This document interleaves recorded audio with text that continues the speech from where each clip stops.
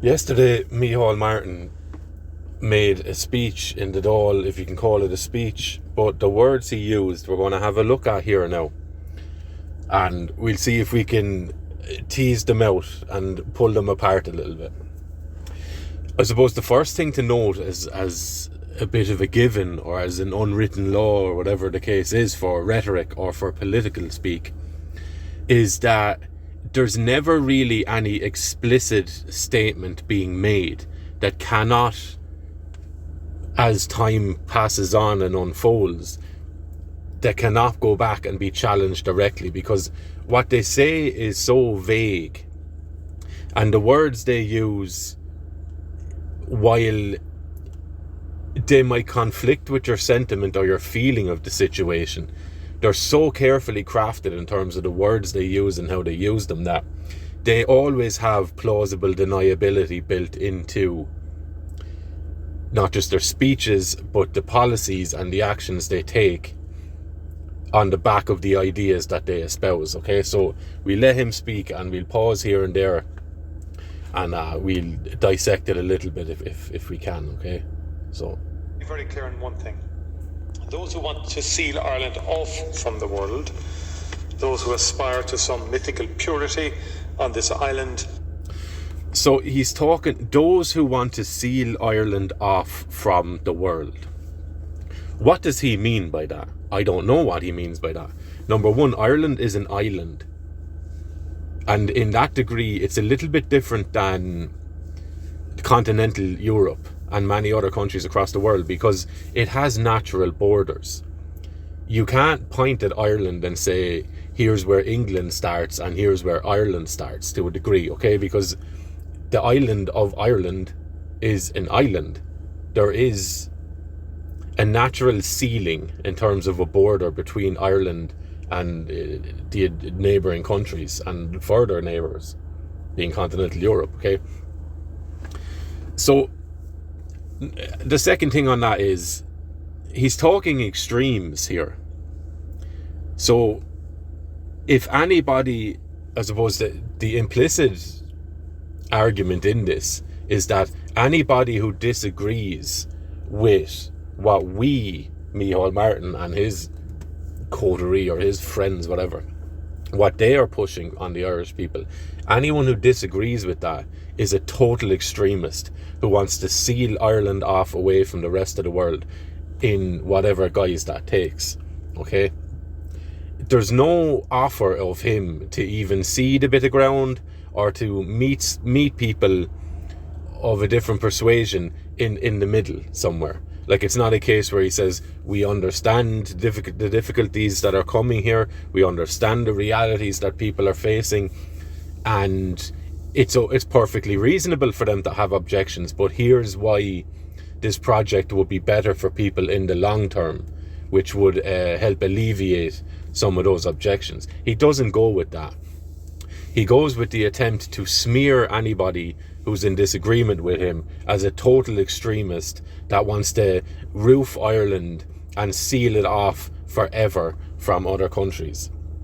I have not seen anybody make that argument. I don't even know what that argument looks like. It'd be great if he expanded on the words he's using here, but he doesn't.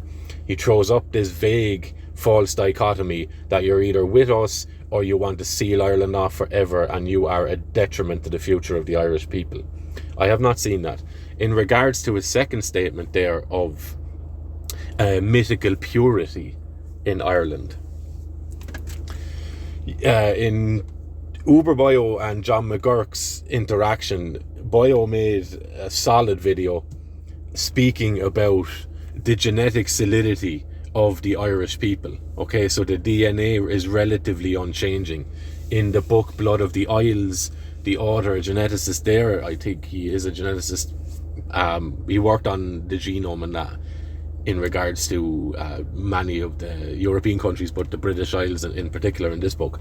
And he suggests that there's about 80 to 90% of people in Ireland who maintain the same genetic code as those from 10,000 years ago, the first farmers around Fertile Crescent. Okay, so he he draws your attention to the ancientness of the Irish genetic makeup, as it will, the essence of Ireland, or the essence of Irish people genetically, okay, which is solid stuff. It's grounded in a physical or biological reality. It's not a game of, well, I don't really feel like that's the case, okay.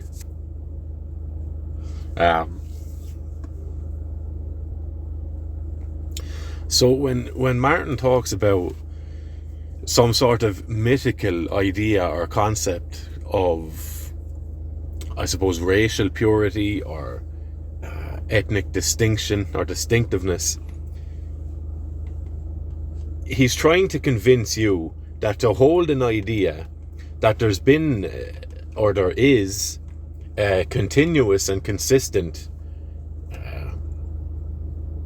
ethnic or racial distinction between what people who would be considered Irish people and the other people around the world is a fantasy. He tries to convince you that that's not real, that is not the case, okay? And he's lying there. He's actively lying to you. It is not a myth that the Irish are distinct enough in and of themselves to allow them to stand apart from other ethnic groups, just as other ethnic groups may hold the same distinctiveness, okay? So he's lying to you. He's trying to plant the seed of denial and doubt in your mind as to the very legitimacy of your body, your bones, your blood, your ancestry, and your legacy of your family in this country. He's trying to say that, while not being explicit about it, he's trying to say that to look at yourself and to value the idea of Irish people or the reality of Irish people is to be engaged in some sort of phantasmagoria, okay? So he's being very, very deceitful here. He's also being, and I know the word is thrown around a lot, but in this regard, he is gaslighting you. He is trying to convince you that the reality that you take as a given is fundamentally mythical and arbitrarily conceived. Okay, so this is a deceiving person you're looking at and listening to. This is not an honest man. This is not an honest man that you're listening to. He's not a man of God, Joe. We'll allow him continue. Nothing of our past, and have nothing to offer a country whose progress and prosperity is fundamentally based on its diversity and engagement with the world. Now, he's saying that people who have an idea of a distinct Irish racial or ethnic group know nothing about our history. Let's be realistic here. The Irish people have built, or whoever you want to consider the fact of the Irish people, whatever way you take that, okay? Your opinion on it really doesn't matter, because it is what it is. We are here, we are, okay? Now, as I said earlier, and as Uberbio showed in his video, the Irish people go back in this country thousands and thousands of years, okay? We have mythologies that speak of cultural practices which far precede Roman practices or Catholic practices, or whatever case you want to make about it. We have stories, we have social norms and social etiquette that are so nuanced in comparison to other ethnic groups that they're distinct. And these precede the Common Era. These precede the invasions from foreign forces into these lands, at least in terms of the last 2,000 years, okay? Or 1,500 years, whatever way you want to line it up. The history's a bit murky, okay?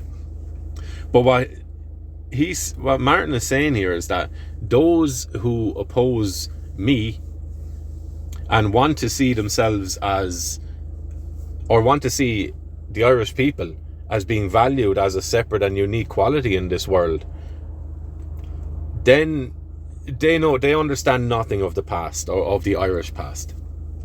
I would suggest to you that it is Micheál Martin who's been either totally ignorant of the Irish past, or he's been incredibly deceptive, and again, he's lying to you. This man is a deceiver. This man is, if you want to take the Christian terms of it and the definitions of the word, this man is a Satan. He is an opposer. He's deceptive, okay?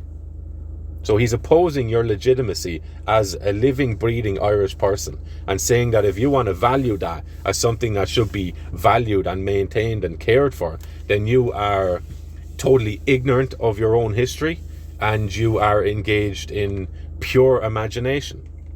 Again, this man is a deceiver. Their attempt to import the Little Englander mentality continues to be overwhelmingly rejected by the Irish people. Now, to use this phrase and to try and conflate a difference of opinion from Irish people with being somehow British or a little of a Little Englander mentality is totally reprehensible in my mind, because you are using the Irish people's tense, bitter, blood-soaked history with English people and with the English state apparatus and monarchy and the military and whatever falls under that umbrella, and you're trying to resuscitate the knee-jerk response of an Irish person to reject anything English, okay? So what he's doing now is he's saying that to hold this opinion, which is counter to what I'm trying to force onto you, is to be pretty much British or English yourself, is to be thinking like an Englishman. So therefore, you shouldn't do that, little Irishman. You shouldn't think like that. It's disgusting. It's highly emotional in its flavour of manipulation.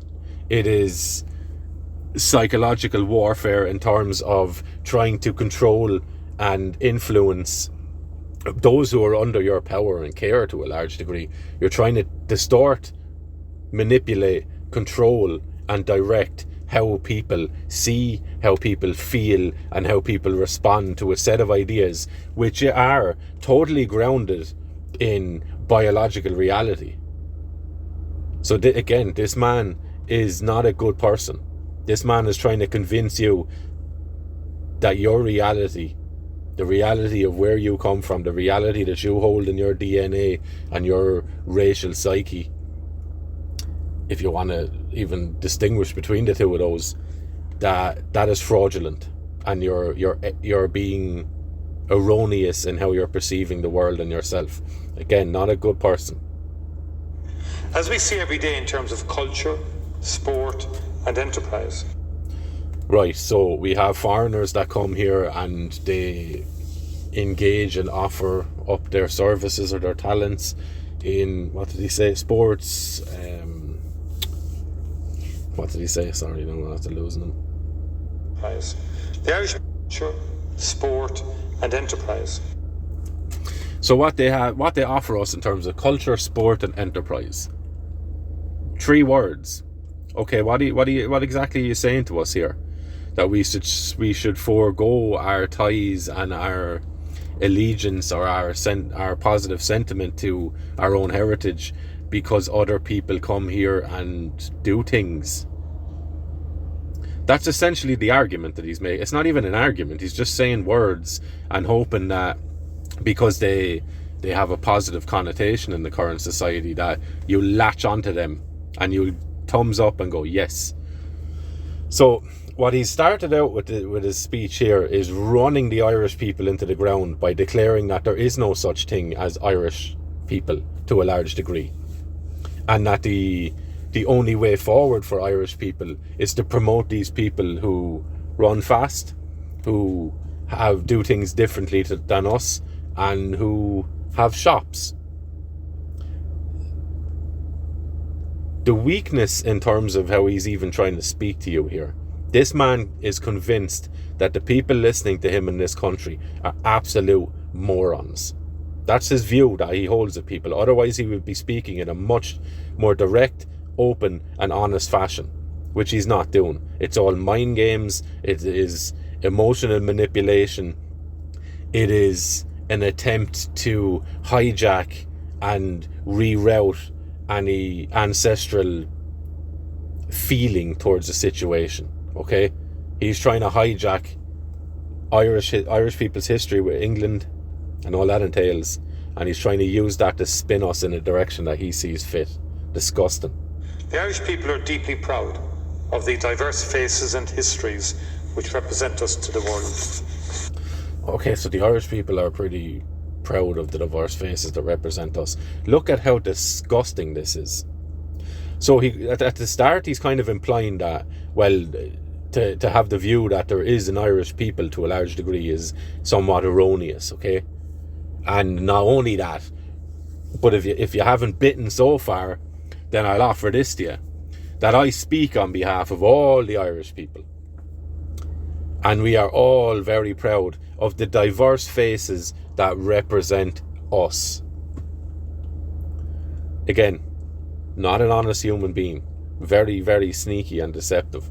Because what's built into that statement of his, if you want to call it a statement, is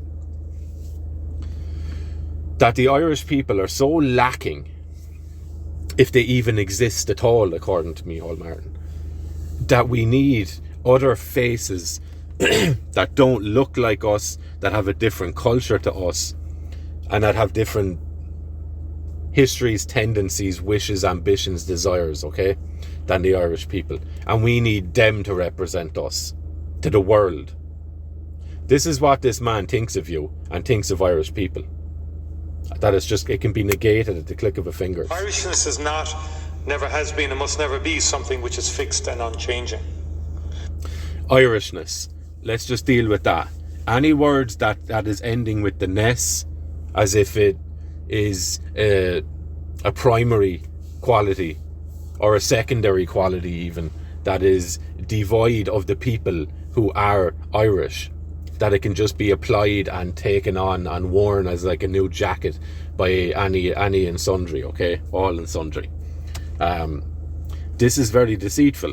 Again, it's also incredibly minimizing, because what he's not dealing with is the physical and biological reality of separate ethnic groups. On one hand, he's not.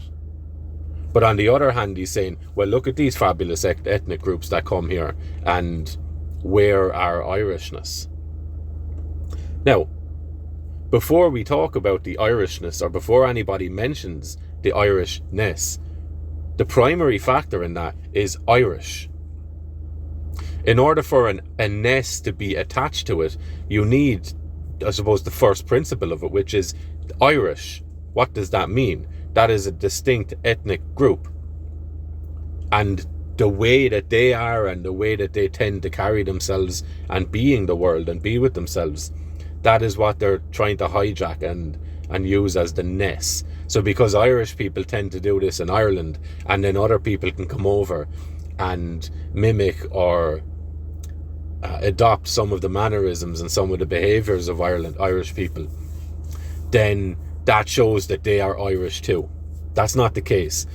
Micheál Martin here is totally abandoning any sort of physical sciences, and he's just forcing this thing onto you and hoping that you're too stupid, as he more than likely believes, to question or look at anything he's saying in any great detail, because what he's saying is all nonsense, buzzwords and propaganda.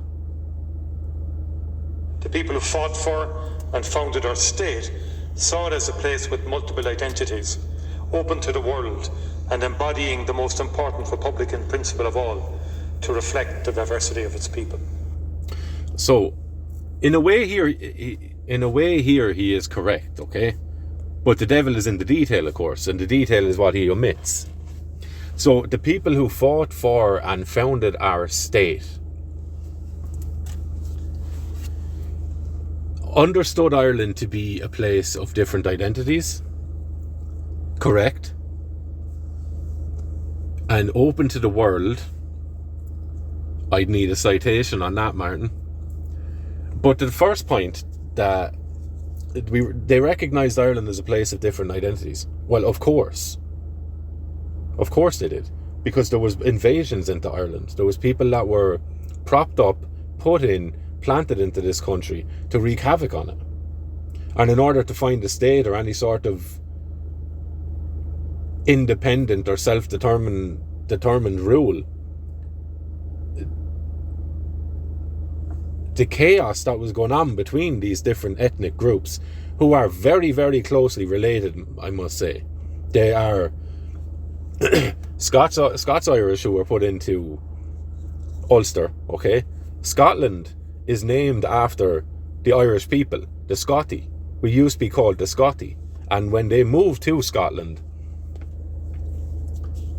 they brought to Scotland the name that Ireland used to have or once had, okay?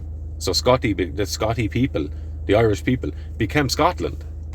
Now, I'm not saying that there was no people in Northern England, Northern British Isles, that would have had their own distinct grouping or tribal identity. Of course there was. But you can't ignore this either, that the people who would have come here would have been English, Scottish people, and some French and German people, who would have had a relatively easy fashion or easy fight to understand each other. Okay? So while the founders and the fighters of this nation would have identified Ireland as having different identities, that does not mean that Ireland should bring in everyone that they can possibly bring in from Africa and from the Middle East. So it's amazing that he's trying to sell you on that, as if to say that if one thing happened in the past, therefore it should happen eternally. This is, I suppose, nearly a behaviourist approach to human nature, that the presence of one thing in one particular time would automatically mean that it should be carried on and maintained in perpetuity. Okay? If that is the case, then slavery once happened, therefore we should have slavery today. Okay? That's the logic built into what he's saying here. He doesn't make an argument either way. He's just saying, remember, he's hearkening back to your ancestors and hoping that by tainting that pool, the water that runs down through that into your blood today will also be warped. Okay? But he needs to work on you too. So he's planting the poison into the ancestral wells in your own soul, okay? And hopes that water or poison would pour into you and distort your way of seeing things. This man is incredibly deceptive. He is arbitrarily chopping up pieces of history without actually parsing through the details of it. And he's trying to sell that to you then as a justification for the horrendous things he's doing to Irish people. He's not even making an apology for it. He's condemning you for observing the reality of the consequences of his horrible actions. Crazy. This man is a lunatic. Stonewall psychopath. According to my perspective on it. I would take anyone else's observation on it and understanding, and I'd be happy to listen to it. But this is an evil man you're dealing with. The attempt to exploit sincere concerns about the impact of new levels of migration to Europe must be roundly rejected. And we here as Democrats must both protect the principle. So why would they need to be rejected? Why? Okay, so at the start he built the extreme. Okay, so if you're opposed to what's going on, you are engaged in imaginative thinking, and you're also a bit extreme because you want to close Ireland off forever from everything, okay? But now he kind of cedes a bit of ground and says, oh, well, to try and derail or reroute some of the legitimate concerns, that approach needs to be rejected. I would ask him, what legitimate concerns? He should be hammered on that. So if you're quick to dismiss any opposition to what you're saying, but then you go and try and throw an arm around the middle, because that's what he's trying to do here. He's trying to sever you from people who are a little bit more forceful in how they speak about what path they would like to see Ireland take, okay? So he's trying to gather votes here. That's what he's doing. He's trying to split certain Irish people off from each other, because you've people that are at different steps of understanding of what's going on here. You have people that just sense that I'm not really liking what's going on, but I don't really know how to formulate it, or I don't understand the thinking or the planning or the motivations behind any of it. And then you have people who are 100% convinced that there's an active genocide going on in Ireland, and that the perpetrators of this are the people that are speaking at the moment, which are Micheál Martin and the rest of them, okay? So they're a little bit further on down the road in terms of their understanding of things. And what he's trying to do is turn these people against each other, okay? He's trying to choke off an acceptable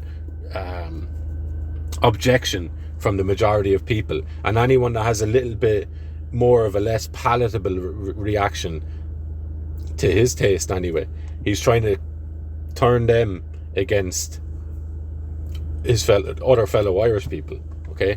So again, highly manipulative. He's not saying anything of substance here.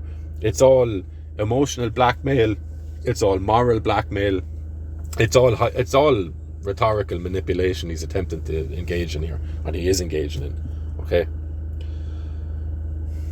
Of humanitarian protection, and ensure that it quickly and efficiently enforces. Grand. So what he's selling here is the idea that Ireland, in order to uphold any of their laws or maintain their border in any way, just look at his face. Physiology doesn't lie a lot all the time. Look at his face. That's not a face a child would walk to easily, I'll tell you that. Now, he's trying to sell you the idea that Ireland needs to lump itself in with the EU and sign on and be legally liable, I suppose, to the relentless stream of importations from people that are coming from walks of life that a lot of Irish people think just have no business here.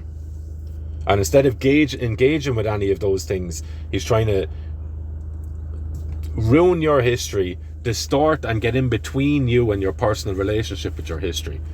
And he's trying to deny the very reality that you are a person belonging to a distinct tribal, family, racial group.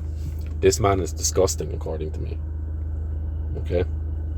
That's just one of them.